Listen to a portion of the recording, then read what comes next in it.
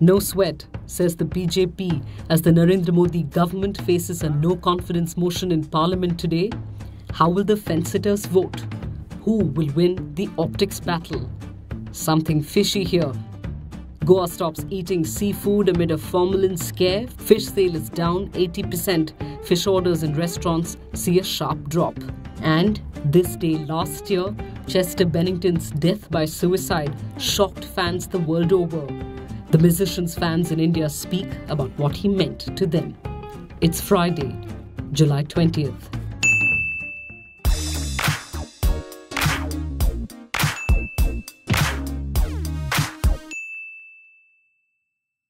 It is nobody's case, not even the opposition's, that the Narendra Modi-led government could be brought down in a vote on a motion of no confidence. The government clearly has the numbers.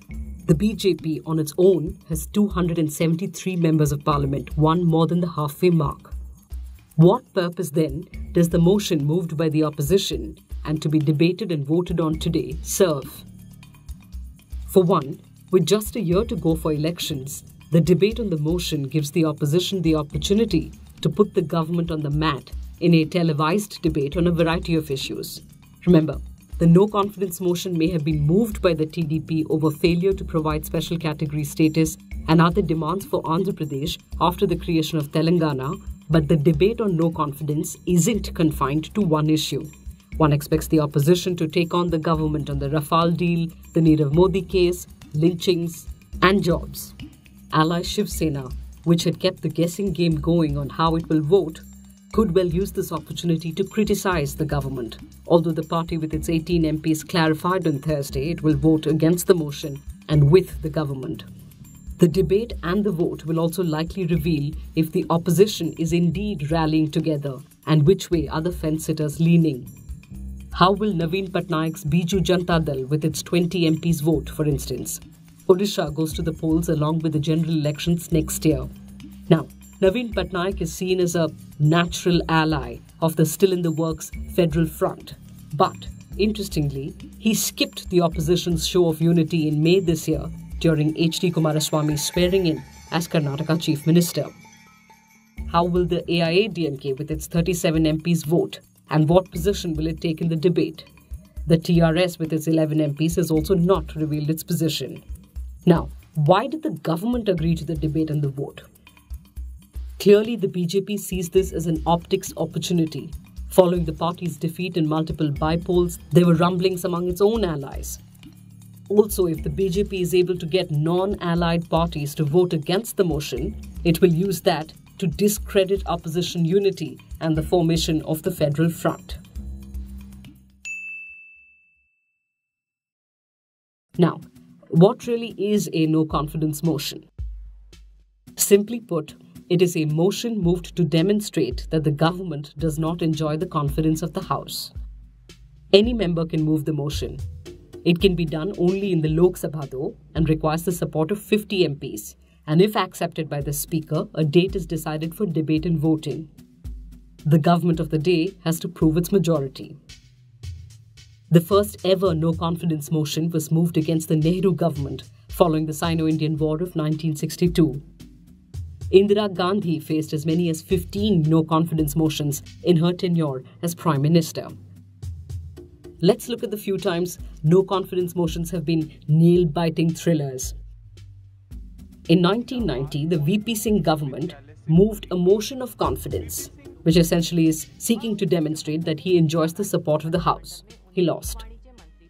In July 1993, the Narasimha Rao government defeated a motion of no confidence by 265 votes to 251, a margin of just 14.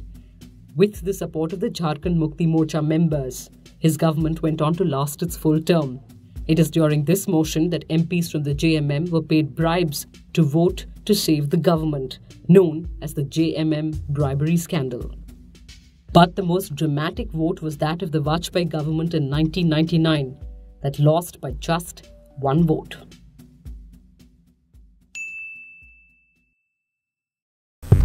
Goa's staple diet is off the menu, as citizens remain concerned about the presence of formalin in fish.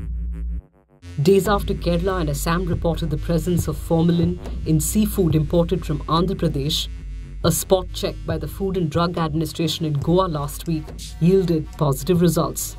What is formalin? Formalin, or formaldehyde, is a substance used as a preservative for biological specimens in laboratories. It is also known to be used to preserve bodies in mortuaries. How did formalin get into the fish? Formalin can also increase the shelf life of fresh food. Fish is a highly perishable commodity and could get spoiled quickly if not preserved at a proper temperature. Fish sellers are now, it would appear, using chemicals like formalin as preservatives. Is ingestion of formalin dangerous? It is potentially carcinogenic for humans if consumed over a long period of time. Now, FDA officials in Goa clarified that the traces were within what they called permissible limits. But there weren't many takers for that. Plus the view of experts that there is no safe level of formalin in food have added to the mistrust. Experts say formalin or formaldehyde is not permissible in food and their presence indicates toxicity. Dr. Oscar Ribello from Panjim said, whatever the spin, formaldehyde is a proven carcinogen. So ministers, bureaucrats, indeed fish traders must not interfere with the due process of science. The Hindu in its editorial on Thursday said, the Food Safety and Standards Authority of India has banned formaldehyde in fresh fish, while the International Agency for Research on Cancer labelled the chemical a carcinogen in 2004. The evidence the IARC relied on mainly consists of studies on workers in industries such as printing, textiles and embalming. Such workers inhale formaldehyde fumes, and the studies show high rates of nasopharyngeal and other cancers among them. But there is little evidence that formaldehyde causes cancer when ingested orally. The editorial then goes on to say, the lack of evidence linking ingested formaldehyde with cancer doesn't necessarily make the chemical safe.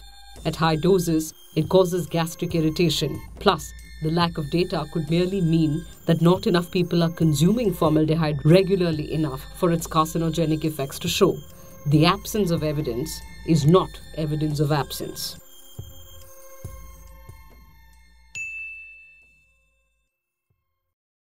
This day last year, the news of Linkin Park's frontman Chester Bennington's death by suicide left the world in shock. The musician whose distinctive vocals catapulted the rock band into success in the early 2000s had battled depression and alcoholism throughout his life. This is how an entire generation of Chester's fans would always remember him.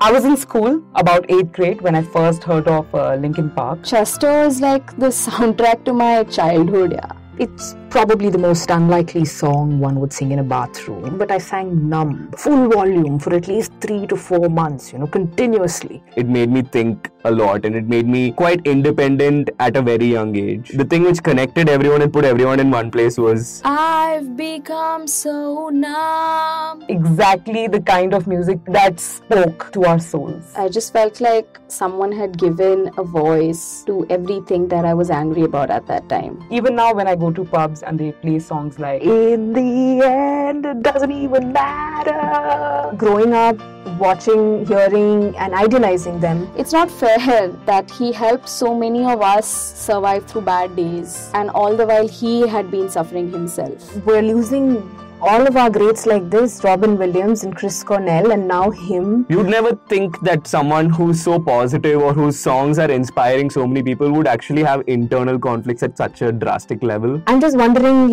if there's more to success than what we see. There's something obviously beneath the surface. When is that dialogue going to start? When is it going to be completely stigma-free for me or anyone else to just go up to somebody and talk about their issues? How do we connect or how do we get help? As simple as that.